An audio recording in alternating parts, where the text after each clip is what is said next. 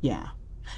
Speaking of art, I want to talk about the artwork, which I was curious, like, obviously inspired by the moon and everything like that, but who did the artwork? That is easy. I'm so glad you asked that because it's such an important part of It's building this beautiful. world. Yeah. E.C. Martinez. So Okay.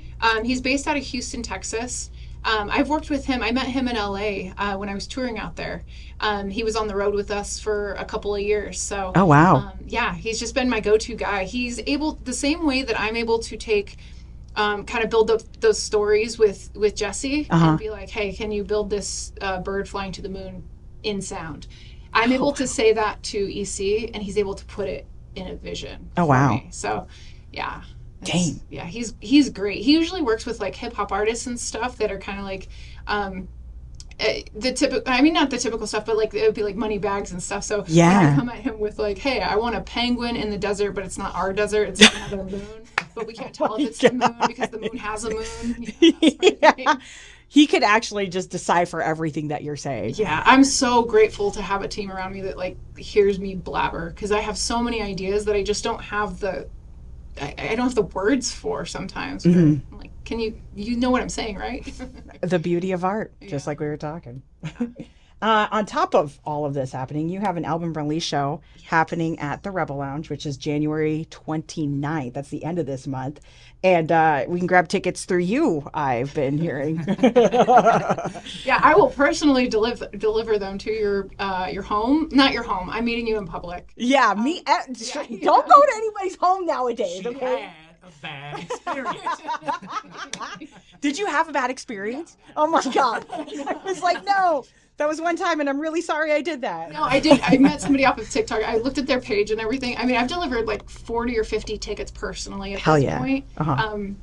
But yeah, I met someone and they were like, you want to come inside and meet my husband and the dogs and everything? And I was like, this feels safe.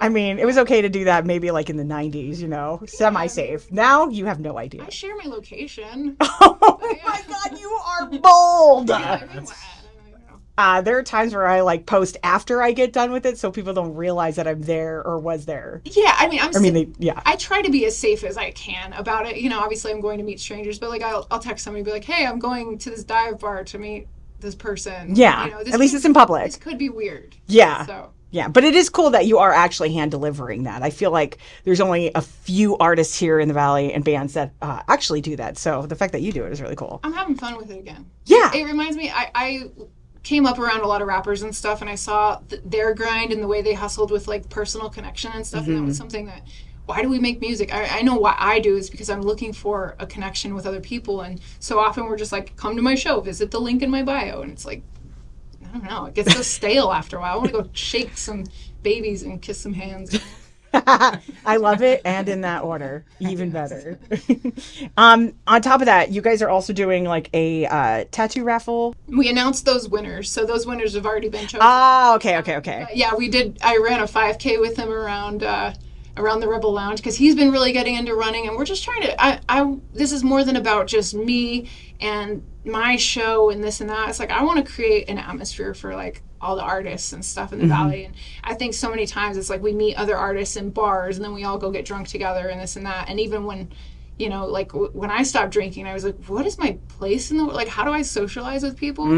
So then it was like, okay, well, you're running, I'm running, let's go run. And it turned out to be like 69 or 70 laps around. I was wondering, I was like, how long does it take? Because I'm thinking about walking around it. As long as it wasn't 6-7, I'm glad for that. Yeah. So, dang, that's wild. I've just been trying to do stuff where it's like, I feel like there's that meme on TikTok or whatever where it's like healed so hard that I became weirder than I was in middle school.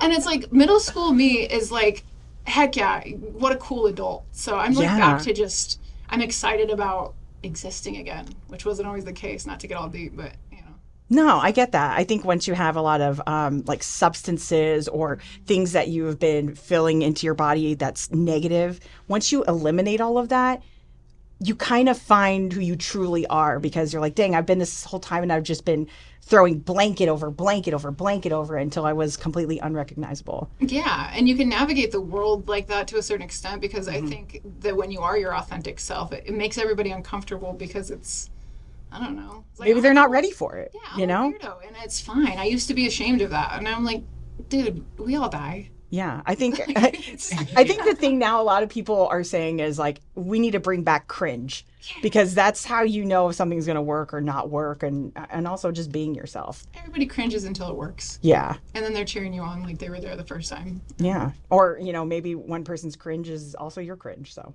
Yeah, cringe away. I know. All right. Yeah, I'm getting cringy now. I think it's like